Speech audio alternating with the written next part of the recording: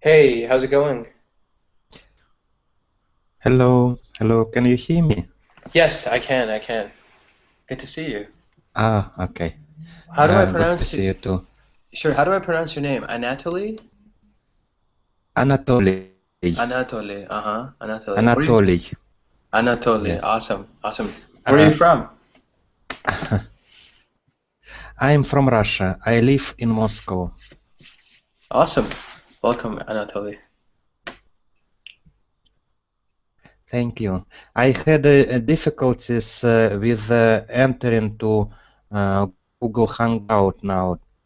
Can you hear me? Yes, I can. I can hear you, yeah. I can hear you just fine. I had a problem with my last class actually. It was I wasn't able to start the class because YouTube was having problems. So I understand that you had problems. Don't worry. Yes.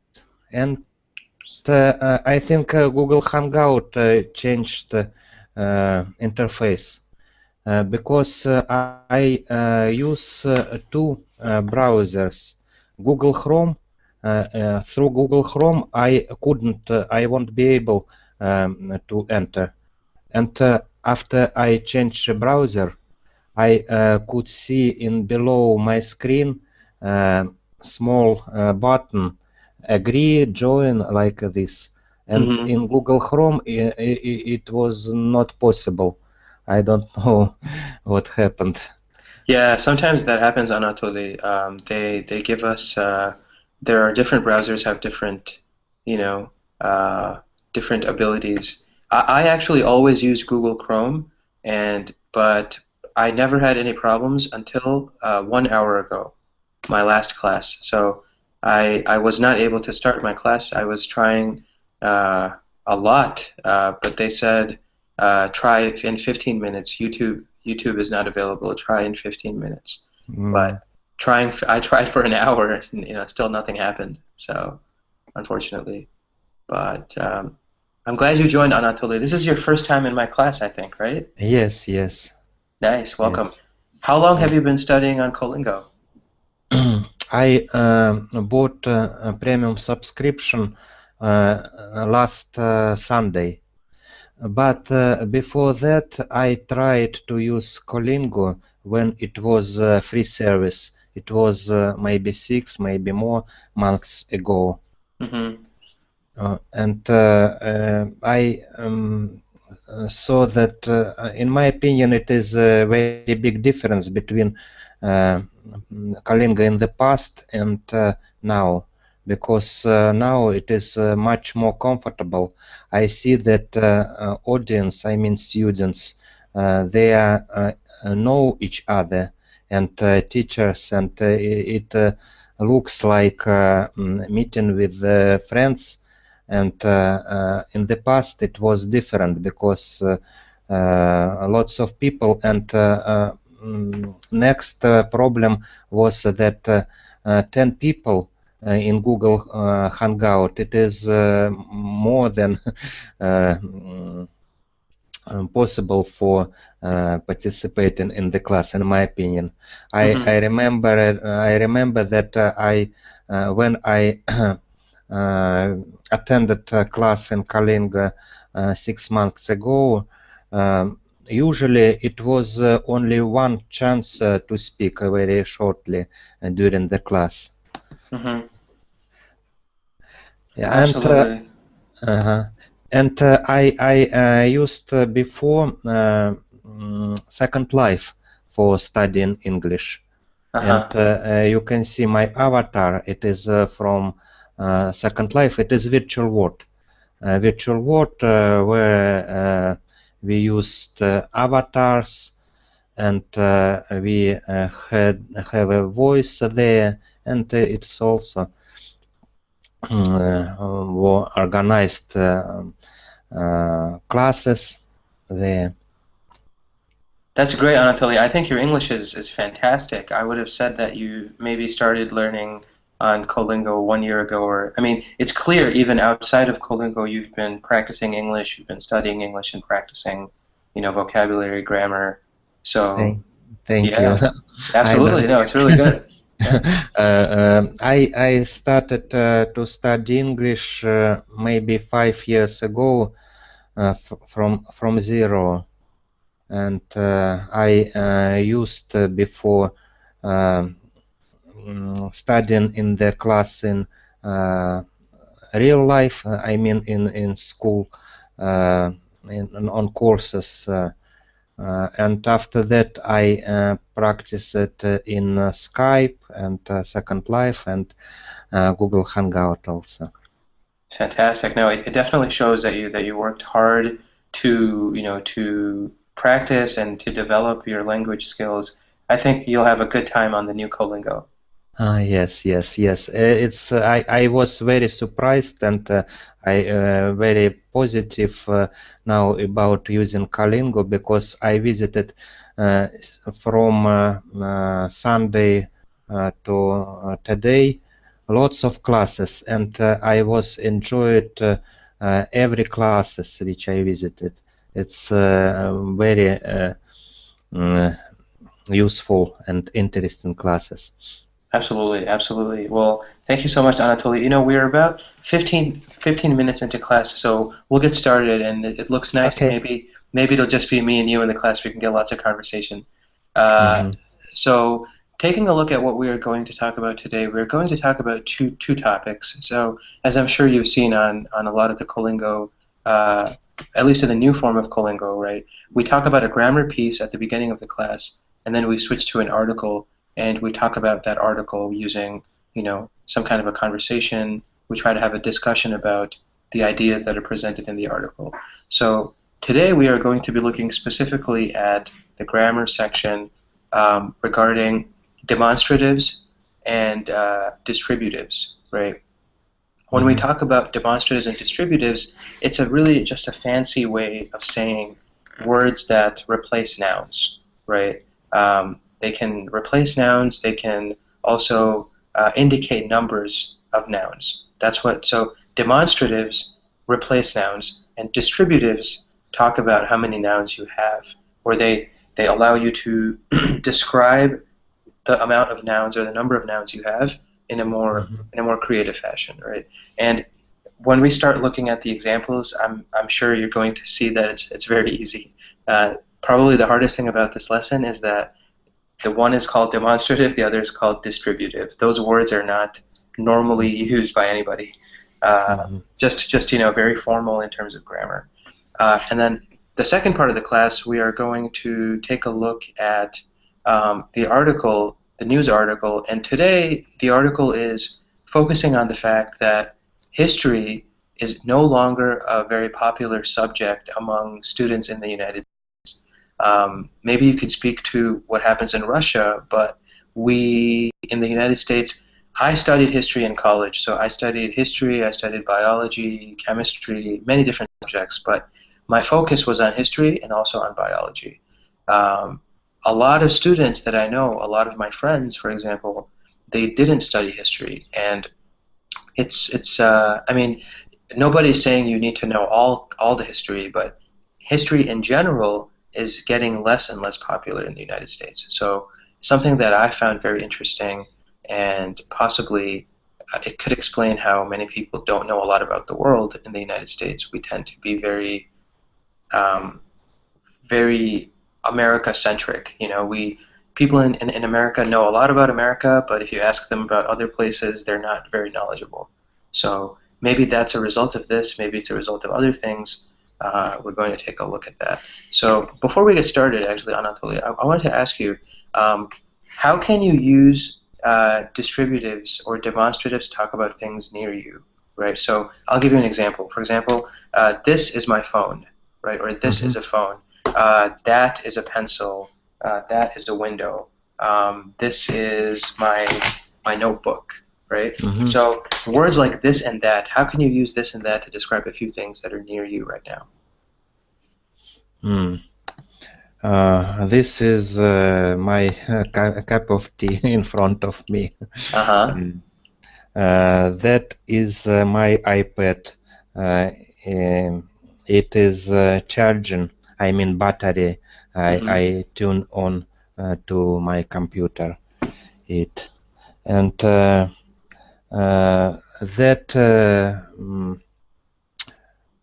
the chair. The Mm-hmm. chair. What else? I Uh, I think that's good, Anatoly. uh-huh. You can stop wherever you feel. If you do maybe you can use those or these for something that there's more than one. For example, Mhm. these are my pens, right? Mhm. Maybe you can use something like that. Mhm. Uh, those is member of my families, Uh-huh. or members of my family, Uh-huh. and Fantastic. uh, there uh, is located uh, next house near my house. Uh-huh. Their house is located next to my house, right? Yes, the house is located next to my house. Uh-huh. Yes, that's right. Fantastic. I think that's really good, Anatoly. So yeah, when we talk about some of these things, right? Really, there are two ways that we use demonstratives, right? There are two ways that we can describe them, and I think you got all of those types, right? So the first thing we look at is if it's near you or if it's far away from you, right? Mm-hmm. If it's near you, then you can use this, like this pencil, right? Mm-hmm. Yes, yes. If it's far away, then you can say that pencil all the way over there, right? Or that house, that car, right? Far away. Mm-hmm. Now, but both of these examples are if it's singular, right? So there are two ways that we classify. Is it near? Is it far? And is it singular or is it plural? Is it more than one, right? So Mm-hmm. what is the plural of this? If I say this pencil, how do I say these? Oh, This. Yes, yes, I yes. already told you. I told you already. This, These. this, yes. Exactly right. These pens or these pencils, right? What if I have two? What if I see two cars very far away? How do I say? Do I say that cars or do I say something else? Uh, If it's more than though, one and it's far away, yeah. those cars. Fantastic, those cars, right? So really, there are only four of these words. When we look at demonstrative pronouns, right? Mm-hmm. This is the most confusing this will get, right? Demonstrative pronouns are this, that, those, these, and those. That's it. These are the four words, right? We can use for all demonstrative pronouns are just these four. So this pen, right? Mm-hmm.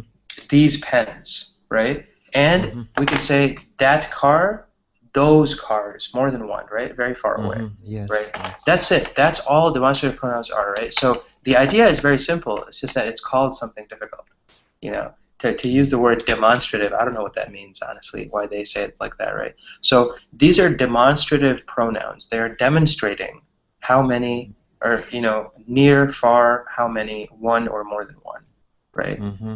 So, any questions on that first part, Anatoly?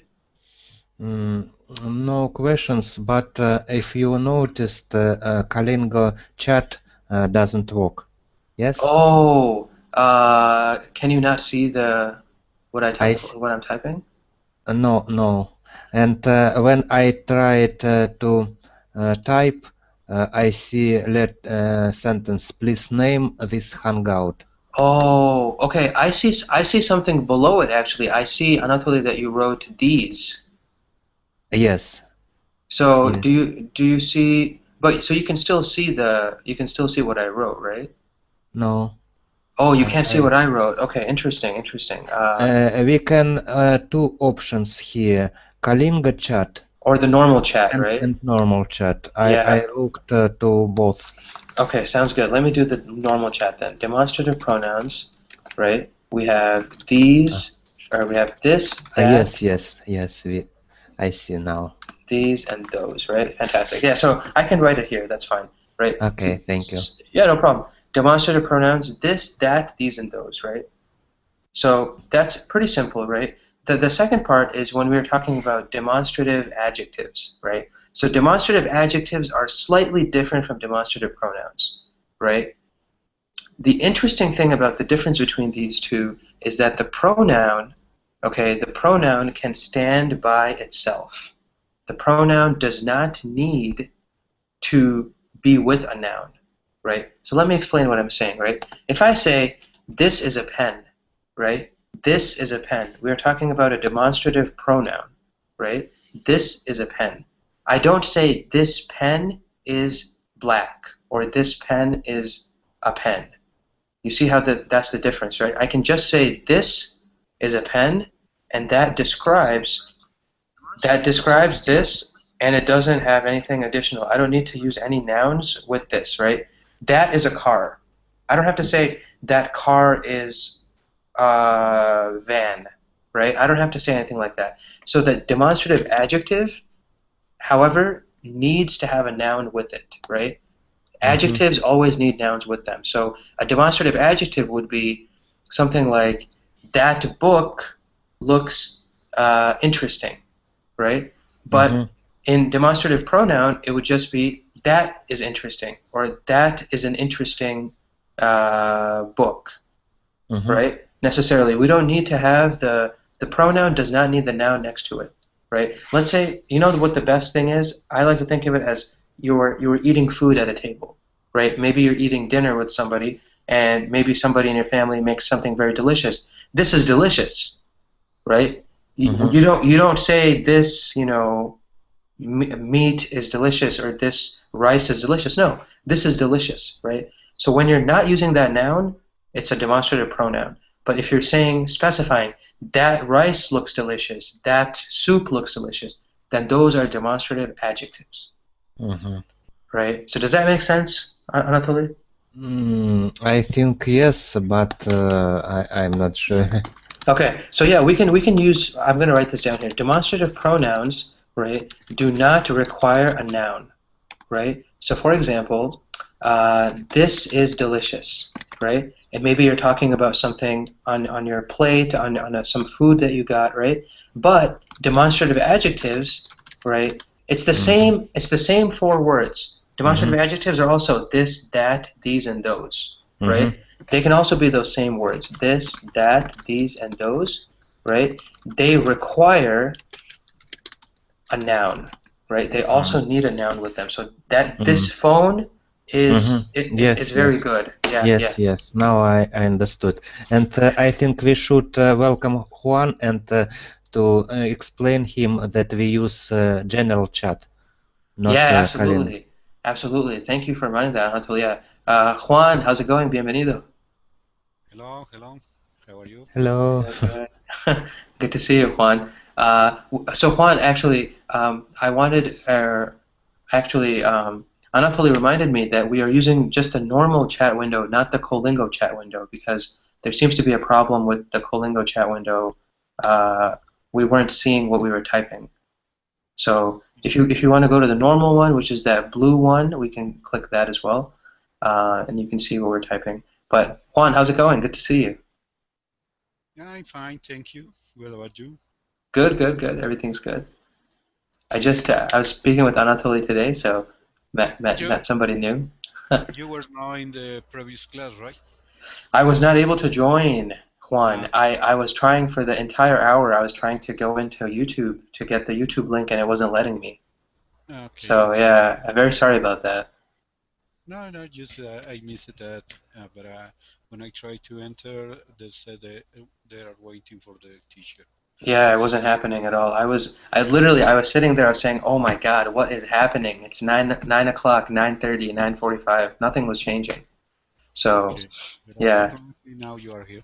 Yeah, yeah, yeah. Awesome. It's good to see you, Juan. So, Juan, we're talking about demonstrative pronouns, demonstrative adjectives, right? When we use demonstrative pronouns, we don't need a noun with the word, right? And with adjectives, we do need a noun, right? So, could you give us an example, Juan, of a sentence that uses a demonstrative pronoun and also one that uses a demonstrative adjective? Okay. Well, for example, this is amazing. Yeah, fantastic. This is amazing, right? And what is that, a demonstrative pronoun or a demonstrative adjective? As a demonstrate pronoun. Yeah, fantastic, right? Because you're not using a noun, right? And what is an example of a demonstrative adjective in a sentence? Demonstrative adjective. This class is amazing. This class is amazing, right? Fantastic. So you're using the noun along with the demonstrative adjective, right? Fantastic. Anatoly, could you give us an example the same way, one with demonstrative adjective and one with demonstrative pronoun, please? Okay. Uh, Adjectives. Uh, this book is very interesting, Uh-huh, fantastic. and this is a good book. Fantastic, It is fantastic. pronouns, demonstrative pronouns. Absolutely, absolutely. Demonstrative pronouns are this is a good book, this is a great meal, this is a delicious sandwich, right? All those kinds of things. Hey, Soso, how's it going? Welcome. Hello. Good to see you. Hello. Have you guys met Anatoly before, actually? Juan or Soso, have you guys met Anatoly? Yeah. You guys have met each Yeah. other? Fantastic. Yes. Oh, okay, great, Anatoly. Fantastic. You're meeting a lot of people. That's great. Yeah. Uh, so that's great, guys. So now we have the demonstrative pronouns, demonstrative adjectives. So, can you give us an example of a sentence using a demonstrative pronoun, which, this, that, these, those, and the pronoun, we don't use a noun, but with the demonstrative adjective, we do need to use a noun. So, for example, this is delicious. If you're eating something, that would be a demonstrative pronoun. If you're saying that book is very interesting, then that would be a demonstrative adjective. So, can you give us an example of each? Okay. This song is catchy. The song is catchy. Uh-huh. Is that the adjective or the pronoun? Adjective. Fantastic. And then what about demonstrative pronouns? One other sentence.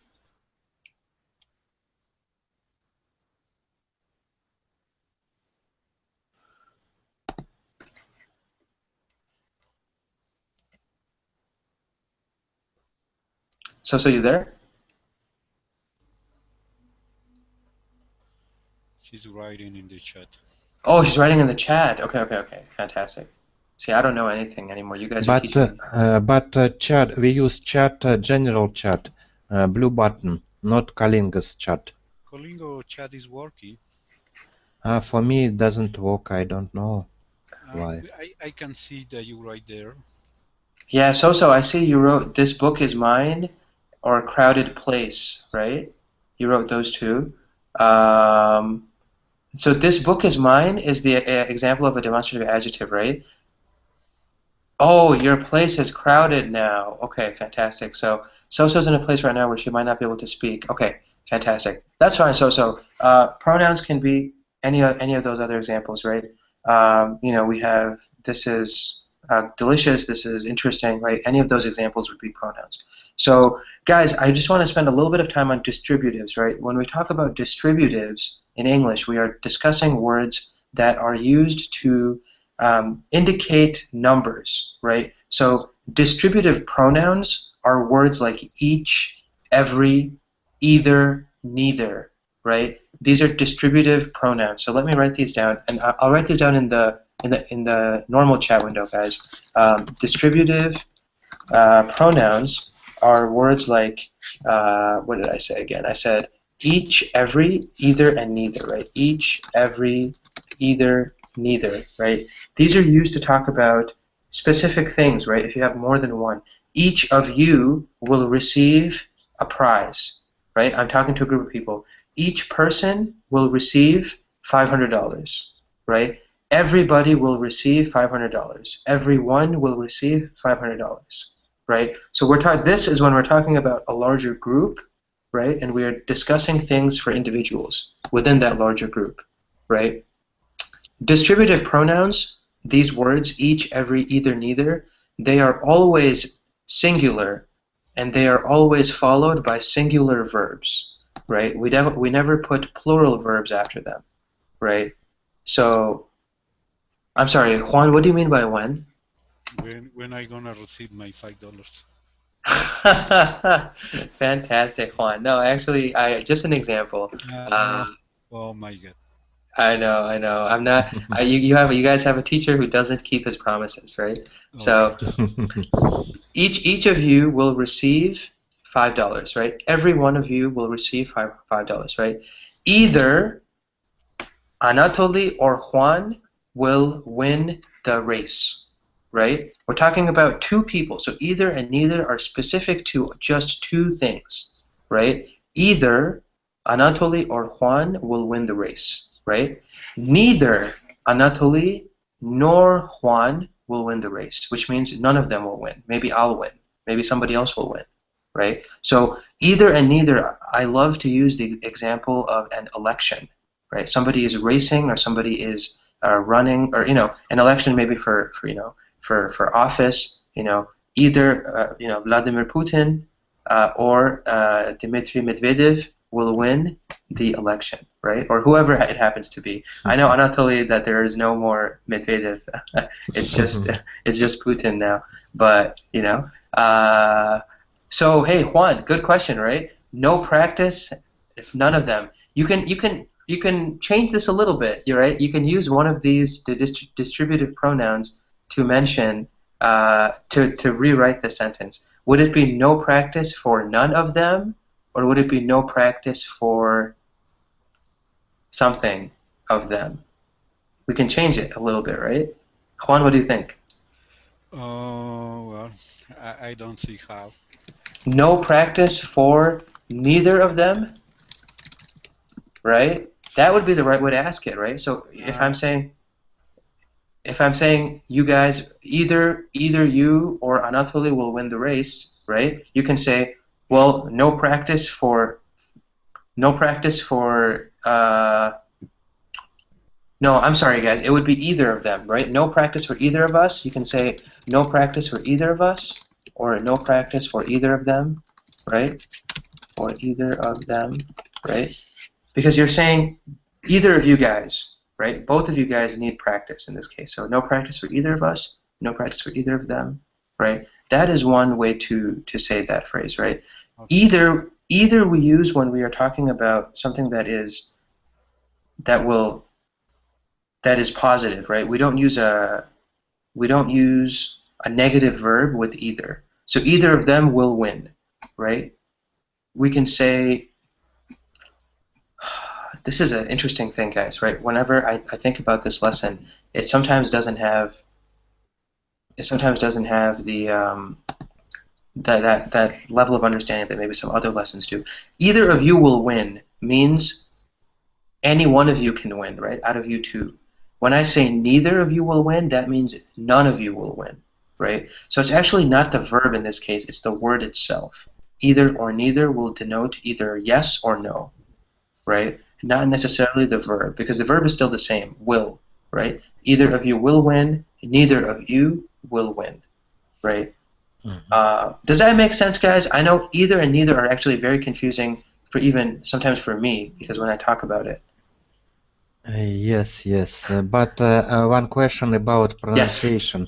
I Yes. know that we can pronounce it either or neither. Is it right? Absolutely, absolutely. You can pronounce it both ways. Yeah. Either or either, neither or neither. And is it a difference between United States English, American and British English, or not? You know, that's a great question. I have heard people say either and either both in the United States. Yeah, I think it's just a question of just preference.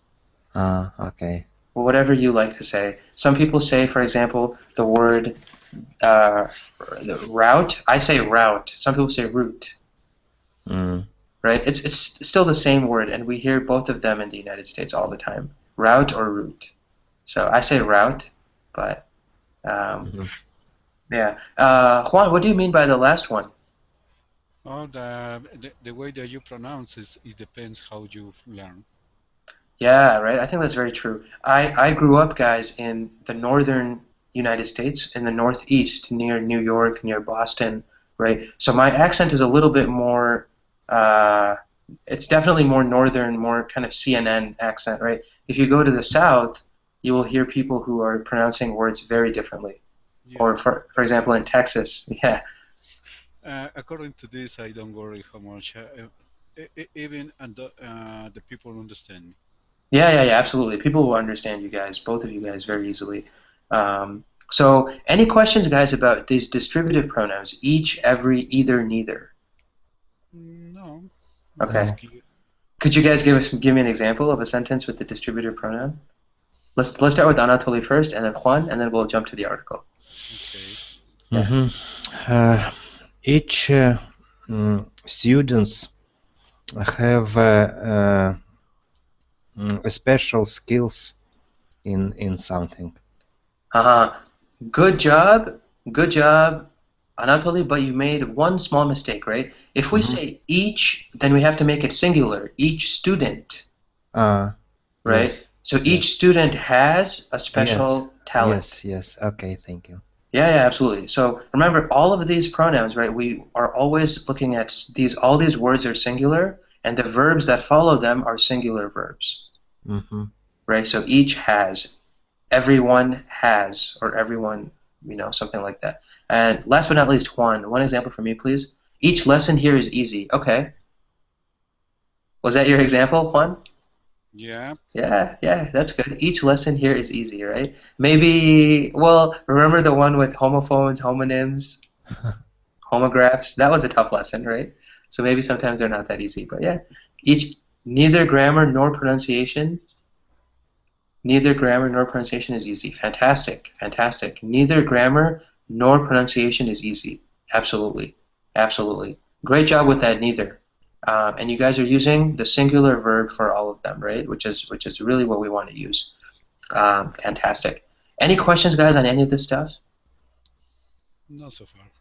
All right, fantastic. Let's take a look, guys. So the article for today, we are focusing on why is history no longer a popular subject in the United States to study, right? High school children, college children even. I was telling Anatoly that I studied history myself in college, but so far now it's actually very difficult to get American children to enjoy history.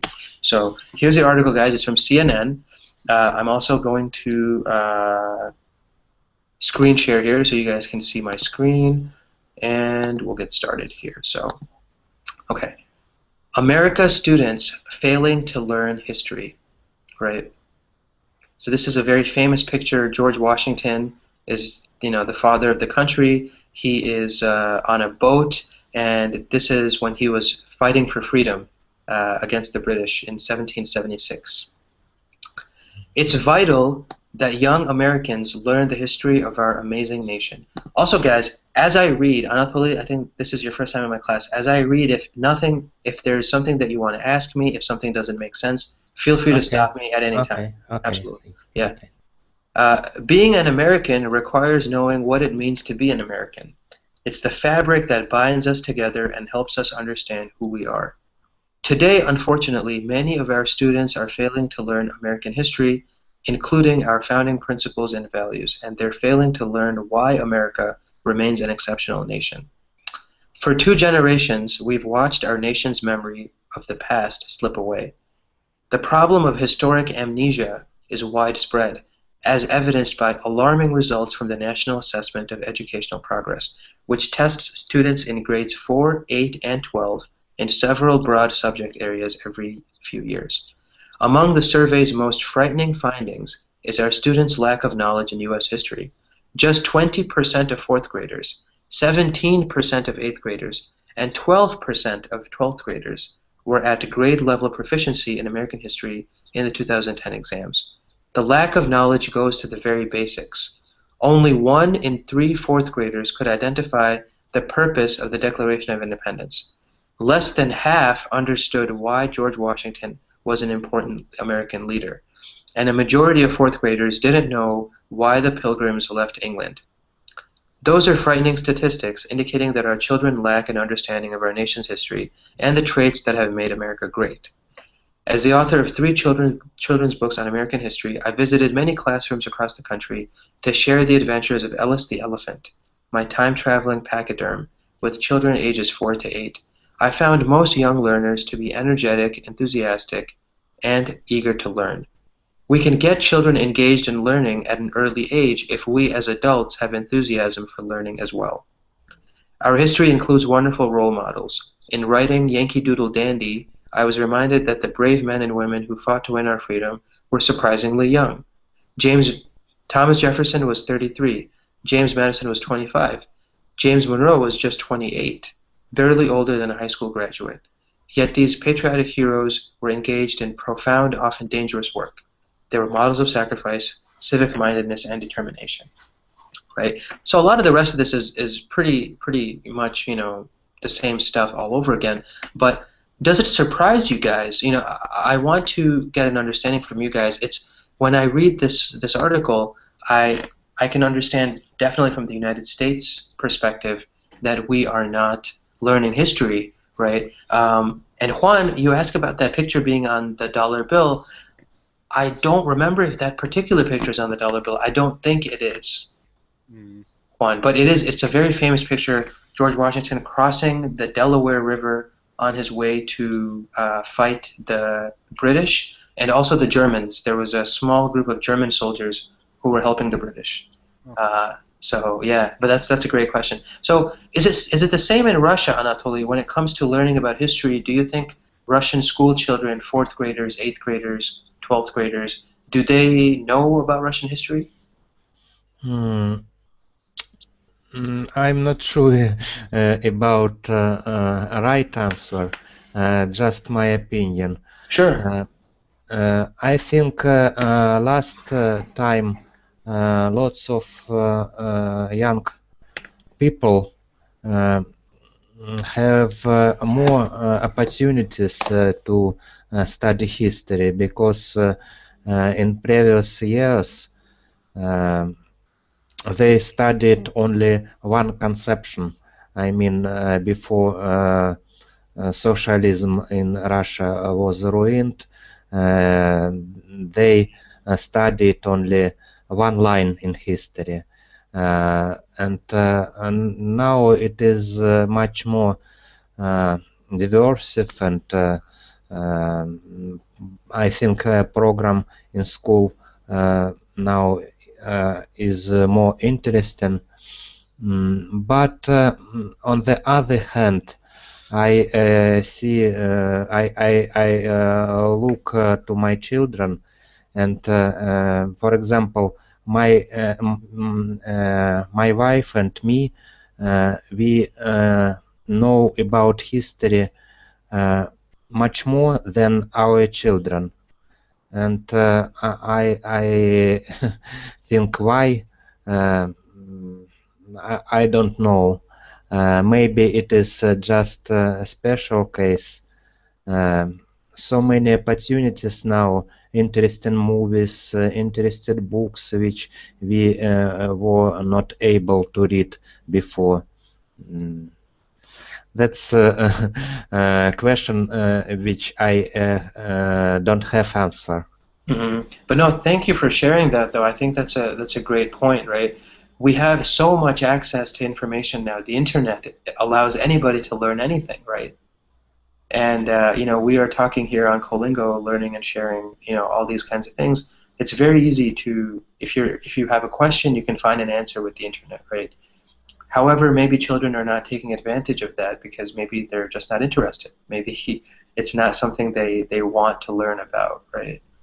That's a possibility. It seems like in the United States that is a possibility because young children are very distracted by technology in other forms. They're playing video games, they're not on their iPad or their iPhone to learn, they're on their iPhone or iPad to play games, and it's not exactly the best situation for learning, right?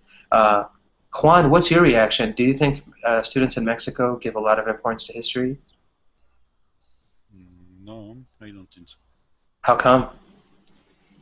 Well, as well as America is not important mother subject. So Uh-huh.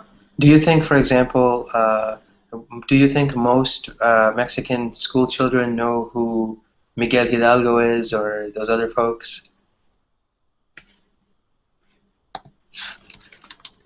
I think that was the guy's name, right? Miguel Hidalgo. He was the founder. Yeah, Don Miguel.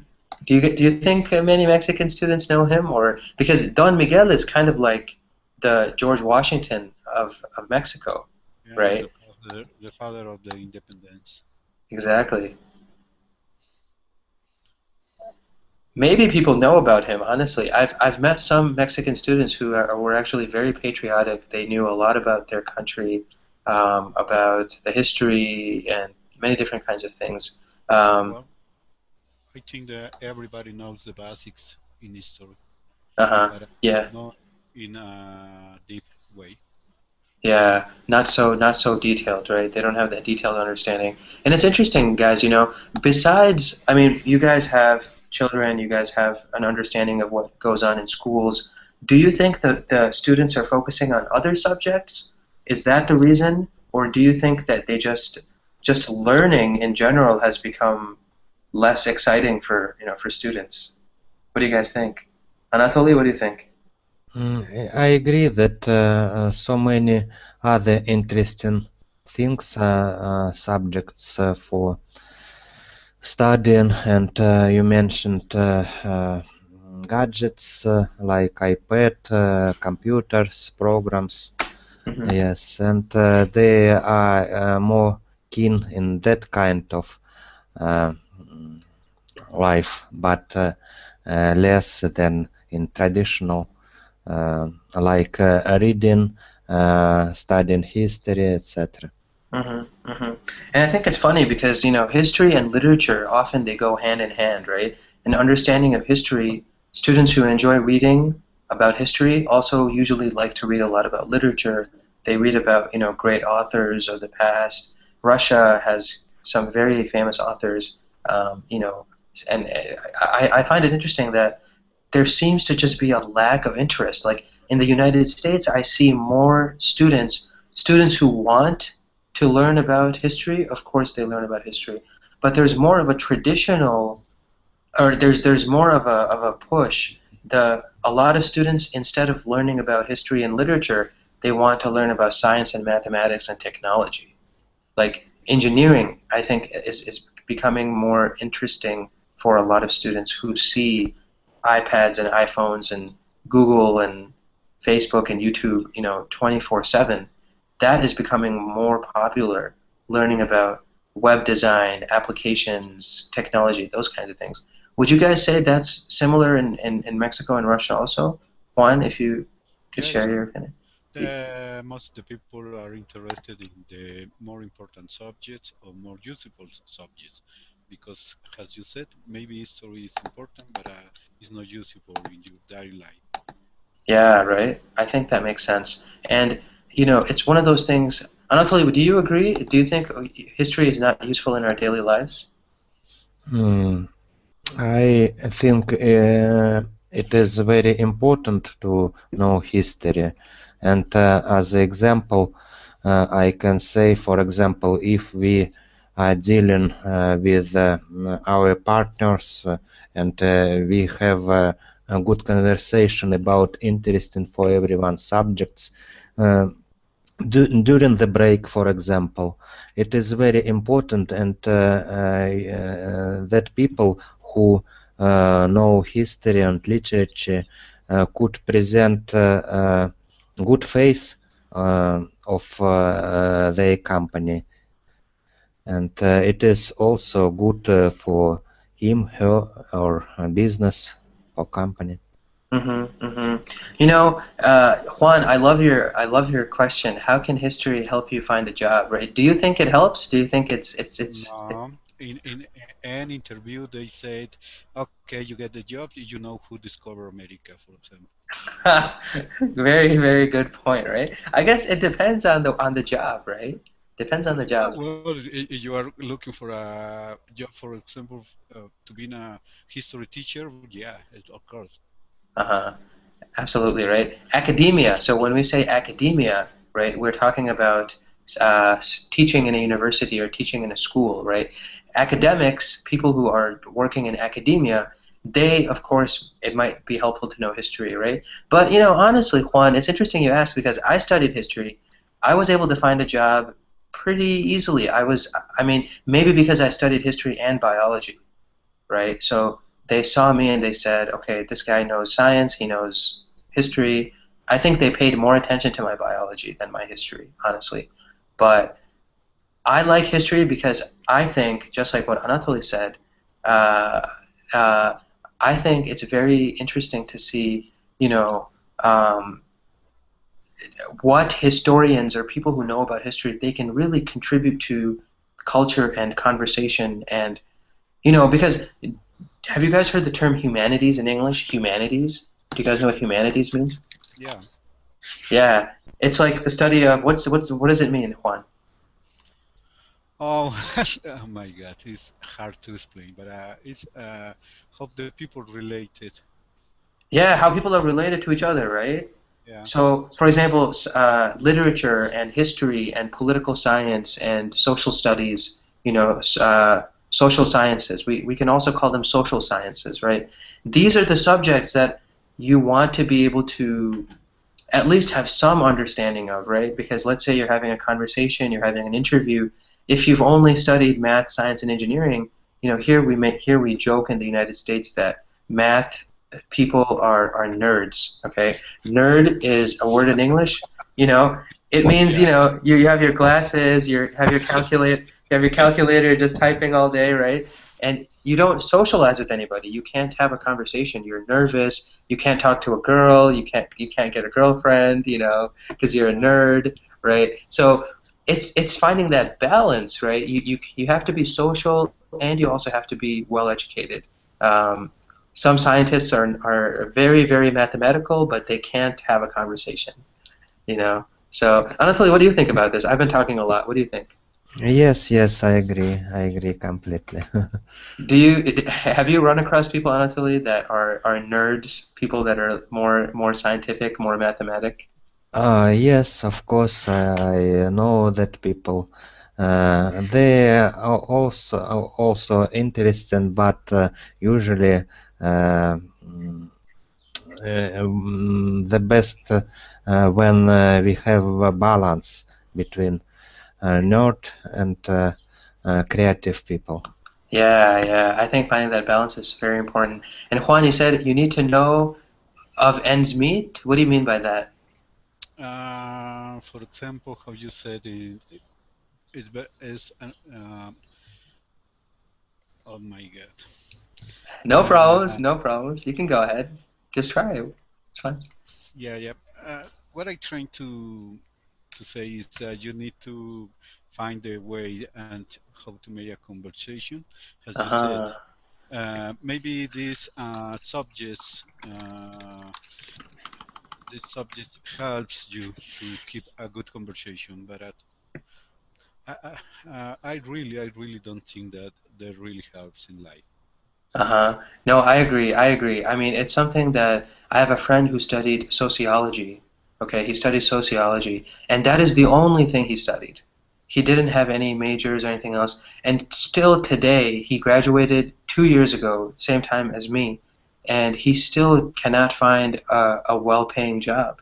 I mean, it's a difficult situation. And his father tells him, "Why did you study sociology?" I said, "Study science or math or technology. Do Yeah, something different, right?" that remembers me people who study anthropology, who study, like you said, literature. They are difficult to find a good pay job. Yeah, yeah. It's sad, because I really feel those people who study, I mean, I think anybody who studies anything and is very passionate about what they study, right? They should have that chance to get a good job, but the demand is simply not there, I think, right? Exactly. Yeah. We don't need English teachers and history Just teachers as much. you said Yeah. a very important word. You don't need, or is not demanding. There are in this world is no world on there are not demanding for this kind of jobs. For Uh-huh. example, anthropologists. Yeah, anthropology, honestly, some of these fields in humanities, the most stable job is to just go back into teaching. If you maybe not high school teacher, but if you start teaching at a university, maybe soon, a couple of years later, you can become a professor and then work your way up. But Anatoly, I heard that teachers are very respected in Russia. Is that true, do you think? Yes, and I think it is common uh, for every countries. Do people in high school, do young people, what do they want to be when they leave college or when they find a job? Do a lot of them want to become teachers, or do they want to become engineers, doctors, bankers, those kinds of things? Mm. The problem is that teachers' job not so not good paid. Let's say they don't have good salaries because it is a crisis and other financial problems. Hmm. And I think most of students prefer to find something uh, other, Something else that has better something financial. else. Yes, Yeah, yes. something else that has better financial security, right? Um, it makes sense. Juan, what do you mean by, yeah, by this last part? Huh? Oh well, the teacher must be considered as a second parents because you spend more or much time with them, and they try to teach you not only how to not only subjects like mathematics and history and so on, as well how to behave in the society. Hmm. Absolutely right. Great teachers can really have a very big, important effect on young children, especially. Exactly, yes. Yeah, yeah. That's very good. Honestly, I think teachers should get more respect in the United States. It's very bad here. I mean, I don't know about Mexico or Russia as much. I've heard Russia has a respect for teachers, which is really nice to hear, Anatoly. But in the United States, teachers are really, I mean, if you're not teaching at a university, if you're teaching at a high school, middle school, they're respected by society, okay, but they're not respected by their students, Yeah, you sadly. know? Yeah. And like if you're in a classroom, the students are yelling, screaming, doing, insulting the teachers, not working hard. It's that kind of a situation. But society, of course, something happens to teachers, everybody, all the parents are going crazy. No, no, no, we should help our teachers, right? But you can't Mhm. hit them, Juan. That's true, right? You can't hit kids these days, right? Hey, my mom didn't she didn't hit me, but she said she was very strict, and she always threatened me that hey, if you do that again, I'll hit you.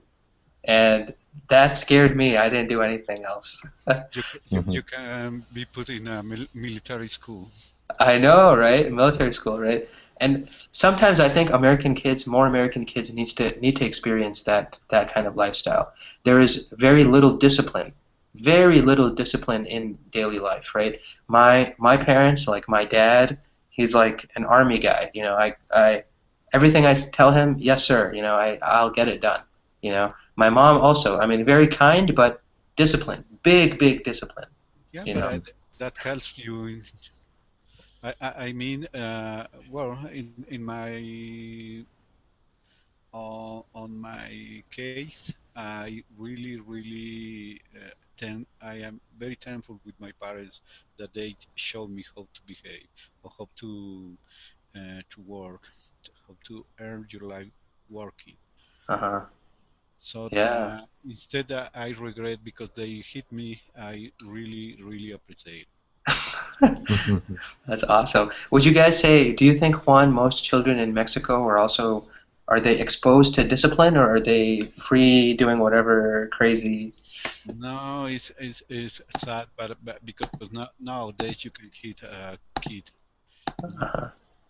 When I was in school, I remember how many times my teacher punished me with and not only in the corner with a how to say With the ruler, was it a wooden, exactly, yeah, a yeah, piece of wood, a ruler, maybe? Uh-huh. yeah. But Yeah. nowadays you can do that because you are, or you can go to jail.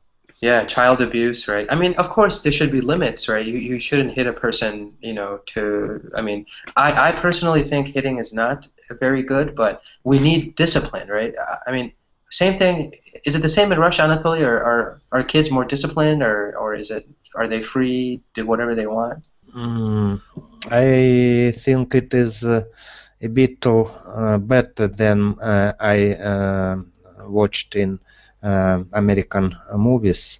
Mm-hmm. Maybe it was exaggerated in movie which I saw.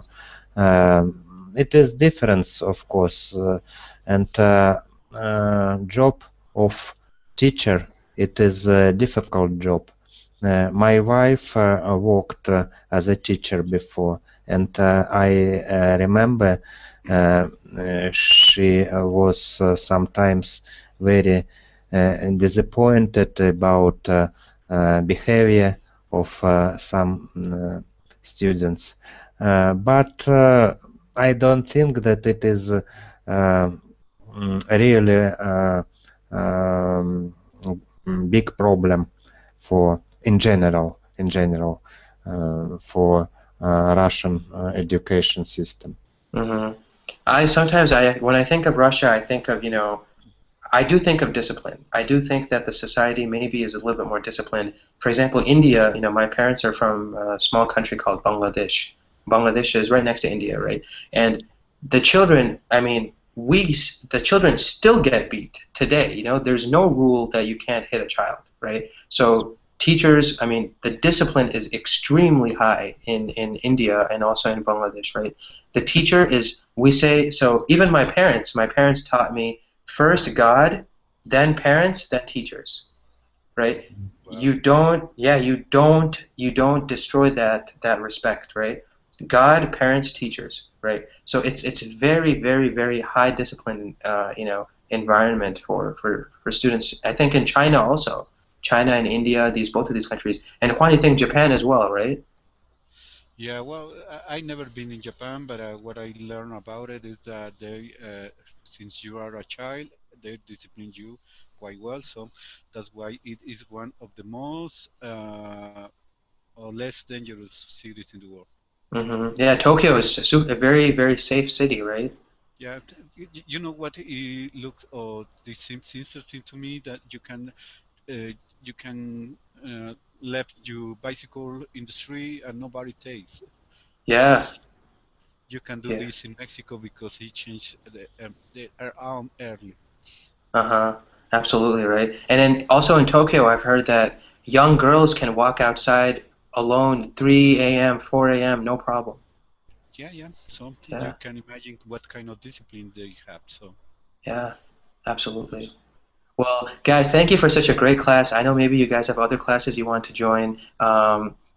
Were there any questions about demonstrative, distributives, or what we talked about in the lesson today? mm, No questions. Thank No you very questions? much. Absolutely, Anatoly. It's my pleasure. Juan, any questions from you? no, no, no. Thank you. Okay, fantastic. Always a pleasure, guys. Anatoly, I hope you join me for my other classes. Yes, yes, very much. Yeah, yeah, absolutely. Okay, guys, well, have a great rest of the day. Thank Igual, same to you. you. Thank you, guys. Bye-bye. Goodbye. Bye. Goodbye. Home, but I never had any problems until 1 hour ago, my last class. So I was not able to start my class. I was trying a lot, but they said try it in 15 minutes. YouTube is not available. Try in 15 minutes. Mm, But I tried for an hour, and still nothing happened. So unfortunately, but I'm glad you joined, Anatoly. This is your first time in my class, I think, right? yes, yes, Nice, welcome. yes. How long have Thank you been studying on Colingo? I bought a premium subscription last Sunday, but before that I tried to use Colingo when it was free service. It was maybe 6, maybe more months ago. Mm-hmm. And I saw that, in my opinion, it is a very big difference between Kalinga in the past and now, because now it is much more comfortable. I see that audience, I mean students, they know each other, and teachers, and it looks like meeting with friends. And in the past it was different because lots of people, and next problem was that 10 people in Google Hangout, it is more than possible for participating in the class, in my opinion.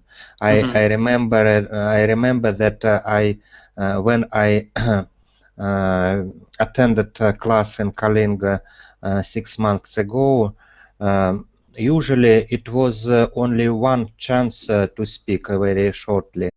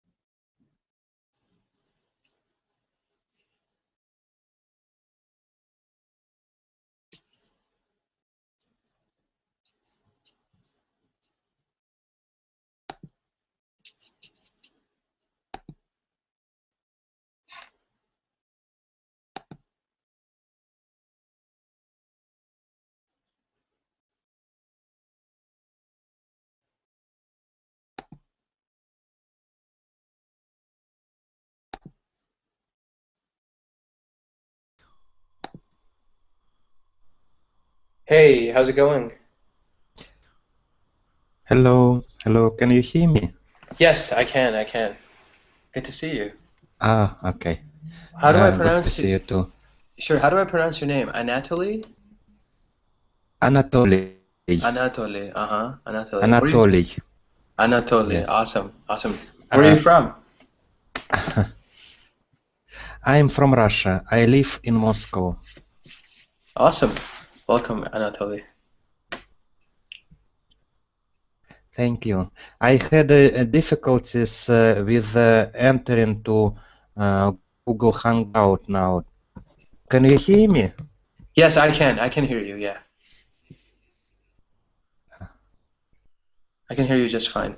I had a problem with my last class actually. It was I wasn't able to start the class because YouTube was having problems. So I understand that you had problems. Don't worry. Yes. And I think Google Hangout changed interface. Because I use two browsers, Google Chrome. Through Google Chrome, I won't be able to enter.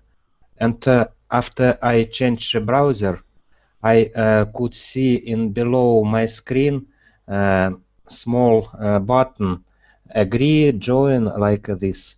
And Hmm. in Google Chrome, it was not possible. I don't know what happened. Yeah, sometimes that happens on Anatoly.